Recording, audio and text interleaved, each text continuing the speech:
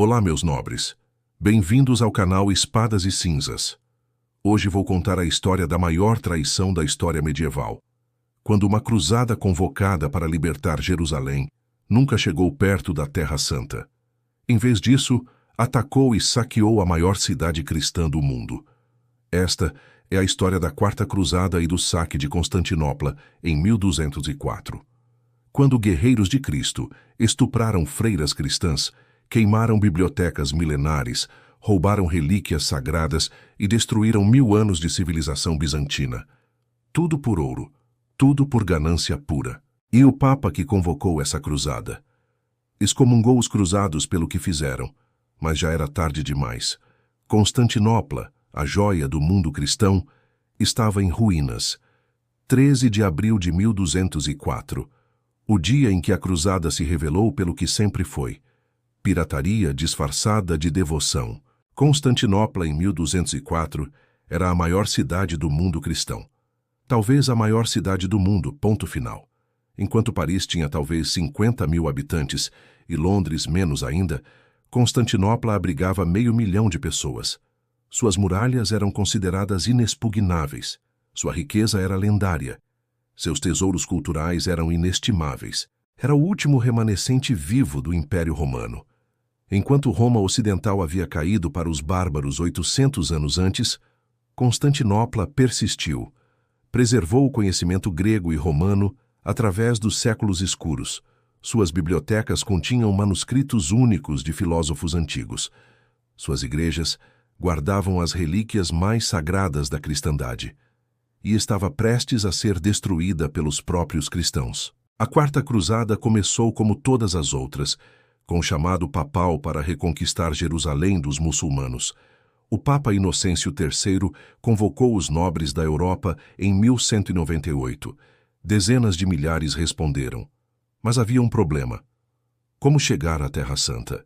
Viajar por terra através da Anatólia controlada por turcos era perigoso e demorado. A solução era óbvia: ir por mar. Mas precisavam de navios. Muitos navios. E apenas uma cidade tinha frota capaz de transportar um exército inteiro: Veneza. Aqui é onde a história começa a se torcer. Veneza era república mercantil. Não fazia nada por caridade ou fé. Tudo tinha preço. O doge Enrico Dandolo, líder veneziano cego de 90 anos, ofereceu transportar o exército cruzado. O preço? 85.000 marcos de prata. Uma fortuna absolutamente astronômica. Os cruzados aceitaram. Tinham que aceitar. Sem navios venezianos, não havia cruzada. Mas quando chegou a hora de pagar, os cruzados não tinham o dinheiro. Menos gente havia se juntado à cruzada do que esperado. Estavam endividados com Veneza e presos na própria cidade, esperando nos navios que não podiam pagar. Dandolo, velho raposa comercial, fez uma proposta. Veneza tinha problema próprio. A cidade de Zara, no litoral da Dalmácia, havia se rebelado contra o domínio veneziano e pedido proteção ao rei da Hungria. Se os cruzados ajudassem Veneza a reconquistar Zara, a dívida seria perdoada. Havia um problema minúsculo. Zara era cidade cristã. O rei da Hungria era cruzado ele mesmo. Tinha tomado a cruz.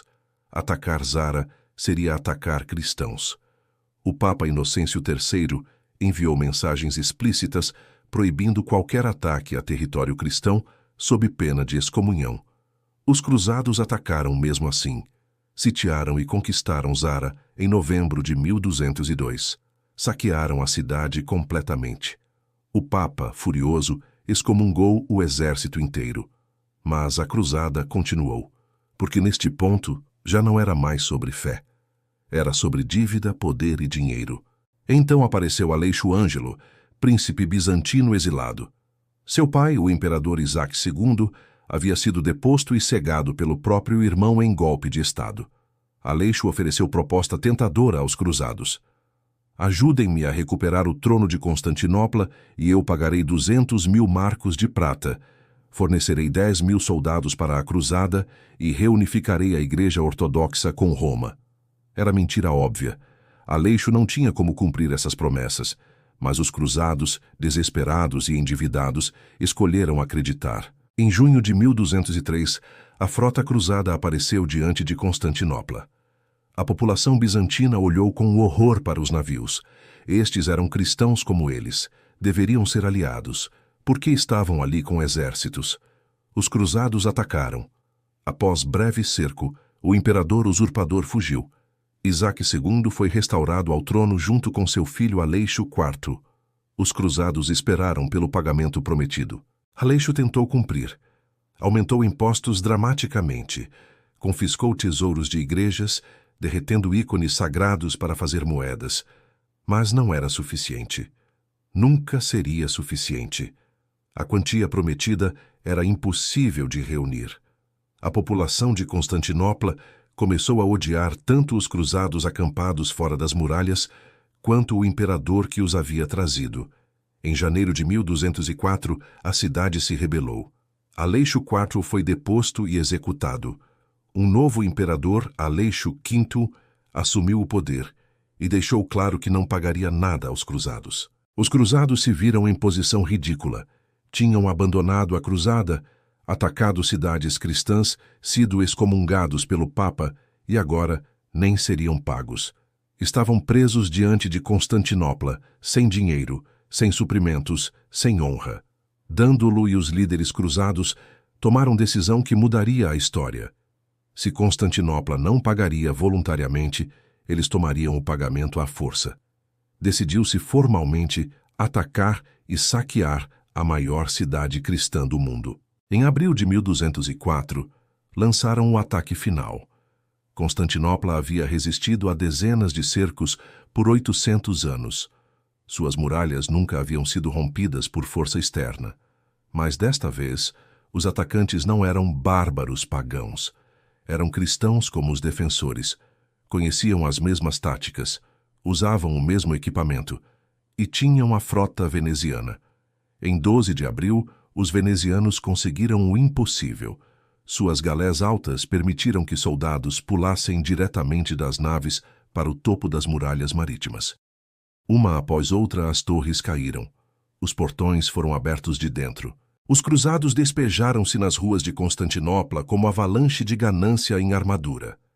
E então começou um dos saques mais brutais da história. Por 3 dias, os guerreiros de Cristo saquearam sistematicamente cada canto da cidade. Não foi caos descontrolado, foi roubo organizado.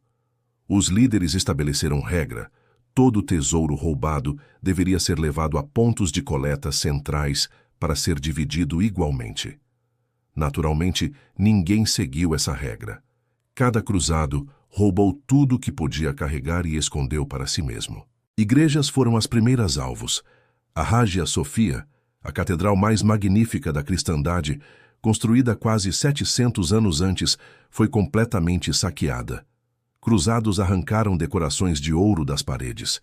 Quebraram o altar de prata maciça em pedaços para dividir. Rasgaram cortinas de seda preciosa.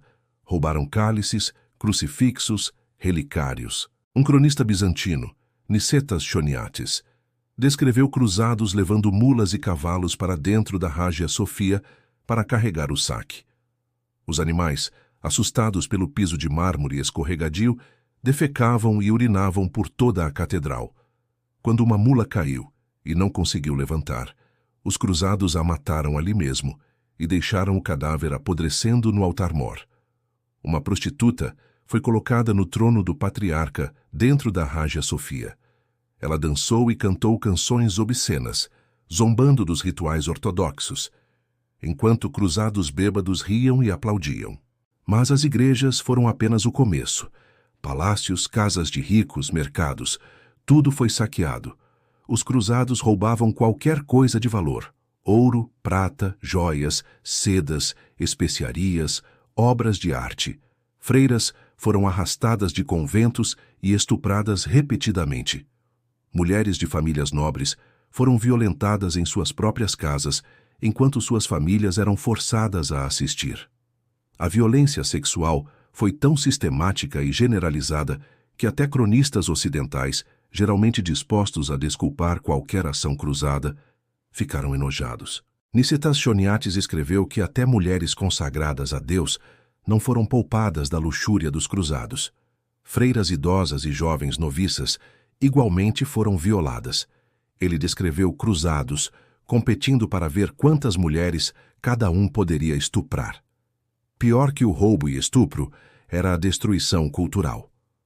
Constantinopla era repositório de 1000 anos de conhecimento. Suas bibliotecas continham manuscritos únicos, cópias únicas de obras antigas que não existiam em nenhum outro lugar do mundo. Os cruzados queimaram bibliotecas inteiras, não por malícia necessariamente, mas por ignorância e descuido. Usavam manuscritos antigos como combustível para fogueiras. Destruíam estátuas clássicas gregas e romanas porque eram pagãs.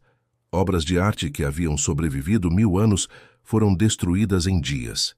A famosa estátua de bronze de Hércules, obra-prima da antiguidade, foi derretida para fazer moedas. Estátuas de imperadores romanos, que haviam decorado a cidade por séculos, foram quebradas e fundidas. Tesouros artísticos insubstituíveis viraram metal bruto. Relíquias sagradas foram roubadas aos montes. A coroa de espinhos de Cristo, fragmentos da cruz verdadeira, ossos de santos incontáveis. Os cruzados as levaram para o Ocidente, onde foram vendidas ou dadas a igrejas. Até hoje, catedrais europeias exibem orgulhosamente relíquias roubadas de Constantinopla. O saque durou 3 dias oficialmente, mas o roubo e violência continuaram por semanas. Estimativas sugerem que cerca de 2000 pessoas foram mortas, número relativamente baixo para a conquista medieval, mas que não conta os que morreram depois de ferimentos, estupros ou trauma. O verdadeiro dano não foi aos corpos, mas à alma da civilização bizantina. Constantinopla nunca se recuperou totalmente. A cidade que havia sido farol da civilização por 1000 anos estava quebrada. Sua população caiu dramaticamente. Sua economia foi destruída. Seu prestígio político evaporou. Os cruzados estabeleceram o Império Latino de Constantinopla, que durou míseros 57 anos. Foi desastre administrativo e militar. Os bizantinos eventualmente reconquistaram a cidade em 1261, mas era sombra pálida do que fora. E aqui está a suprema ironia. O saque de Constantinopla garantiu a eventual queda da cidade para os otomanos em 1453. Os cruzados enfraqueceram tanto o Império Bizantino que ele nunca conseguiu se defender adequadamente contra a crescente ameaça turca. A última fortaleza cristã no Oriente caiu diretamente por causa do que cristãos ocidentais fizeram em 1204. A Quarta Cruzada nunca chegou perto de Jerusalém. Nunca lutou um único muçulmano. Em vez disso, destruiu a maior cidade cristã do mundo, massacrou e estuprou cristãos, roubou relíquias sagradas, queimou conhecimento inestimável e fatalmente enfraqueceu a cristandade oriental. Quando notícias do saque chegaram a Roma, o Papa Inocêncio III ficou horrorizado. Escreveu carta furiosa, condenando os cruzados. Vocês que deveriam usar suas espadas contra pagãos, banharam-nas em sangue cristão. Não pouparam religião, idade ou sexo.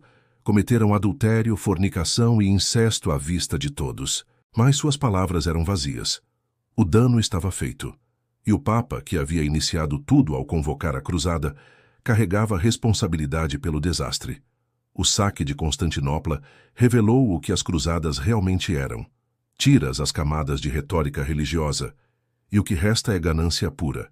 Conquistadores motivados por lucro, usando Cristo como desculpa para roubo e violência. Dândulo, o doge veneziano de 90 anos que orquestrou tudo, morreu em Constantinopla menos de um ano depois do saque, cercado por tesouros roubados. Veneza se tornou potência comercial dominante do Mediterrâneo com a riqueza saqueada.